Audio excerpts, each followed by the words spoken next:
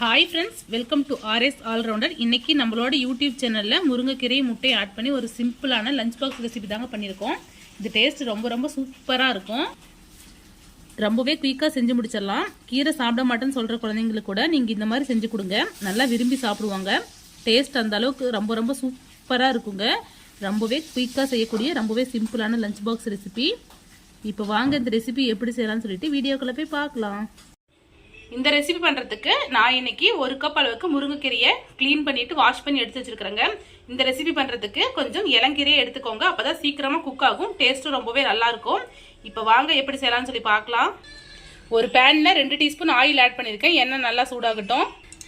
எண்ணெய் நல்லா சூடாயிருச்சு. இப்போ இது கூடவே 1/2 டீஸ்பூன் கடுகு, 1/2 டீஸ்பூன் கடலைப்பருப்பு, 1/2 டீஸ்பூன் உளுத்தம்பருப்பு ஆட் பண்ணிக்கிறேன். கடுகு நல்லா பொரியுது, பருப்பு நல்லா செவந்து வருது. இப்போ இது கூடவே 1/2 டீஸ்பூன் ஜீரகம் ஆட் பண்ணிக்கிறேன். இது கூடவே 2 வரமிளகாய் ஆட் பண்ணிக்கிறேன். மிளகாய் முழுசா ஆட் பண்ணிக்கிறேன். நீங்க வரமிளகாய்க்கு பதிலாக பச்சை மிளகாய் கூட ஆட் பண்ணிக்கலாம்.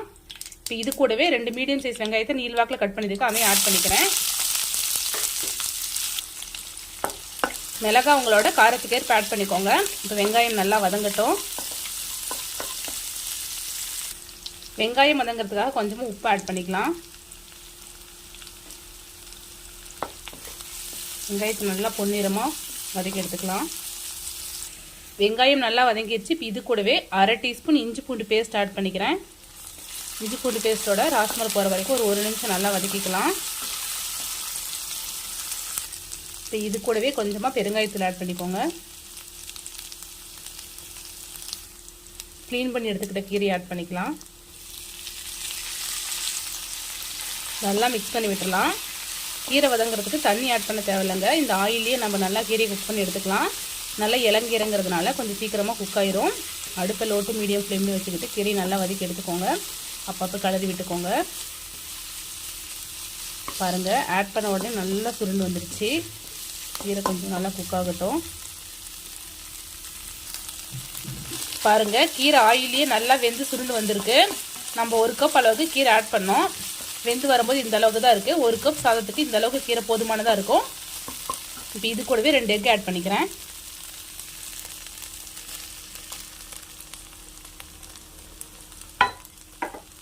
நல்லா மிக்ஸ் பண்ணி விட்டுறலாம். அடுப்பு லோ ஃப்ளேம்லேயே இருக்கட்டும். எக் ஆட் பண்ணிவிட்டு கொஞ்சமாக உப்பு ஆட் பண்ணிக்கோங்க. எக்கோடு சேர்த்து நல்லா மிக்ஸ் பண்ணி விட்டுறலாம். பாருங்க, கீரையோடு சேர்ந்து எக்கு நல்லா குக் ஆகிக்கிட்டு இருக்கு. இது மாதிரி நல்லா உடச்சி விட்டுக்கோங்க. கீரையும் எக்கும் சேர்ந்து பாருங்கள் நல்லா குக் ஆயிடுச்சு. இப்போ இது கூடவே நம்ம தேவையான அளவு ரைஸ் ஆட் பண்ணிக்கலாம். நான் 1 கப் சாதம் ஆட் பண்ணிக்கிறேன். சாதம் ஆட் பண்ணும்போது அடுப்பு லோ ஃப்ளேமில் வச்சுக்கோங்க. எந்த வெரைட்டி ரைஸ் செஞ்சாலும் சாதம் இது மாதிரி நல்லா உதிரியாக வடித்து எடுத்துக்கோங்க. இப்போ நம்ம தேவையான அளவு சாதம் ஆட் பண்ணிக்கலாம். இப்போ இது கூடவே கொஞ்சமாக மசாலா ஆட் பண்ணிக்கிறேன். கறி மசாலா, மட்டன் மசாலா, சிக்கன் மசாலா எது இருந்தாலும் ஆட் பண்ணிக்கோங்க. குழந்தைங்களுக்குலாம் கொடுக்குற மாதிரி இருந்தால் நம்ம ஆல்ரெடி ஆட் பண்ண மிளகாயே போதும், மசாலா ஆட் பண்ண தேவையில்லை. நல்லா மிக்ஸ் பண்ணி விட்டுறலாம். இது ரொம்ப சிம்பிளான ரெசிபிங்க. கீரையெல்லாம் சாப்பிடாத குழந்தைங்களுக்கு நம்ம இது மாதிரி செஞ்சு கொடுக்கும்போது நல்லா விரும்பி சாப்பிட்டுக்குவாங்க. டேஸ்ட் ரொம்ப சூப்பராக இருக்கும். ரொம்ப சிம்பிளான லஞ்ச் பாக்ஸ் ரெசிபி. சாதமோடு எல்லா சைடும் படுற மாதிரி நல்லா மிக்ஸ் பண்ணி விட்டாச்சு. உப்பு காரம் மட்டும் செக் பண்ணி பார்த்துட்டு உங்களுக்கு தகுந்த மாதிரி ஆட் பண்ணிக்கோங்க. இப்போ லாஸ்ட்டாக இது கூடவே 1 டீஸ்பூன் கீ ஆட் பண்ணிக்கிறேன். நான் 1 டீஸ்பூன் ஆட் பண்ணிக்கிறேன். லாஸ்ட்டாக இது மாதிரி கீ ஆட் பண்ணி செய்யும்போது டேஸ்ட் ரொம்பவே சூப்பராக இருக்கும். கீ உங்களுக்கு தேவையான அளவு ஆட் பண்ணிக்கோங்க. நான் 1 டீஸ்பூன் தான் ஆட் பண்ணிக்கிட்டேன். இப்போ நல்லா மிக்ஸ் பண்ணி விட்டுடலாம். முருங்கைக்கீரையில் நிறைய அயன் சத்து இருக்குது. எக்கில் நிறைய ப்ரோட்டீன் இருக்குங்க. ஸோ குழந்தைங்களுக்குலாம் இது மாதிரி செஞ்சு கொடுங்க. உடம்புக்கு ரொம்பவே நல்லது.